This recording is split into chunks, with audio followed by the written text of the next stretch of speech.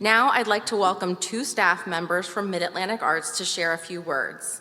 Ellie Dassler, Program Director for Folk and Traditional Arts, and Sarah Lewis, Program Director for Performing Arts and Accessibility Coordinator.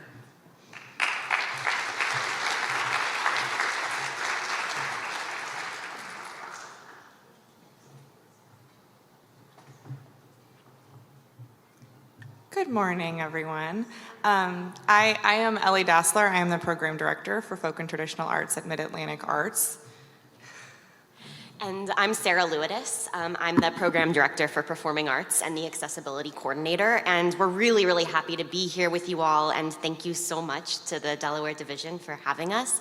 Ellie's going to tell you a little bit about Mid-Atlantic Arts, what we do, and why. And then I'll share a little bit about some shifts and changes in some of the grant programs you may be familiar with if you know us already.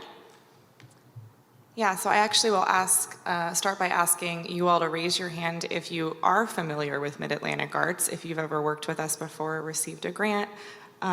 Great, there's a lot of you. Well, that's why we're here today. We're here to see old friends and also to meet new ones. So if you're not familiar with Mid-Atlantic Arts, we are the U.S. regional arts organization that serves Delaware.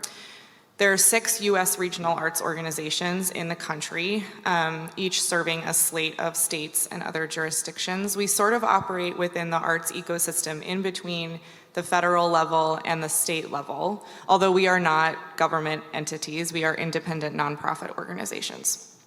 So Mid-Atlantic Arts serves 10 states, member states and jurisdictions, basically from New York State down to Virginia, also West Virginia, and also 2 Caribbean jurisdictions, Puerto Rico and the U.S. Virgin Islands. And Delaware, we're very proud to say, is part of that member region. So we serve the region through a slate of primarily funding and granting opportunities for arts community organizations and artists, and also through education and professional development opportunities, things like webinars and learning opportunities, but primarily through grant making. So if you are interested in learning more about the specifics of those grant opportunities, what might be a good fit for your work, what's available to you all as folks doing really crucial work in the arts in the state of Delaware, I hope you'll come and talk to us. We have a table in the lobby outside, or the little area, welcome area outside.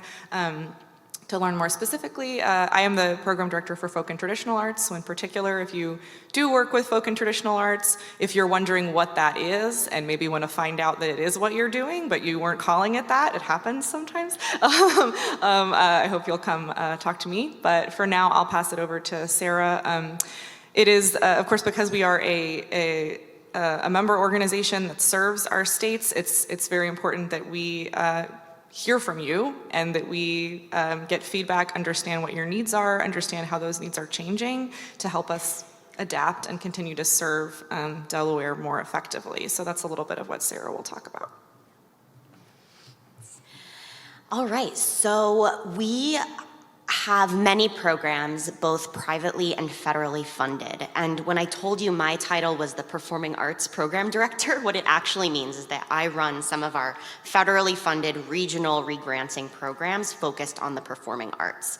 So if you were a sub-grantee of ours in this most recent cycle, you know that there were some challenges about our regranting timeline caused by the federal funding shifts. And so these challenges have led us to consider different regranting timeline structures for some of those federal funds. But I also just want to highlight that in addition to those timeline challenges, we've also been doing analysis and external evaluation of these programs. So the shifts that we're in the midst of right now are not just a response to the federal challenges, but also a response to better meet you and the work that you're doing in your communities every day, informed by our upcoming strategic plan, as well as external evaluation work that some of you as recent grantees may have participated in, and thank you if you did. So the one major change that will affect you as a Delaware grantee is that we are not running the Special Presenter Initiatives program this year, which is a program that historically has supported performing arts exchange between a performing arts presenting organization and an artist. But we are running a program called the Mid-Atlantic Presenter Initiatives Program, and spoiler, it works exactly the same as SPI for Delaware organizations. That shift in name is because we're opening the program up to all 10 of our states and jurisdictions this year. And so I just want to say that if you're looking for that program and you're like, I don't see it, check out MAPI, Mid-Atlantic Presenter Initiatives Program, and in this year's cycle, it does actually allow for a slightly higher grant request for Delaware than it has in past years. So we are also not running the Arts Connect program this year, if that's a program you're familiar with. If you're like, what are all these programs, and are there any that my organization or my, as an individual artist, I could take advantage of?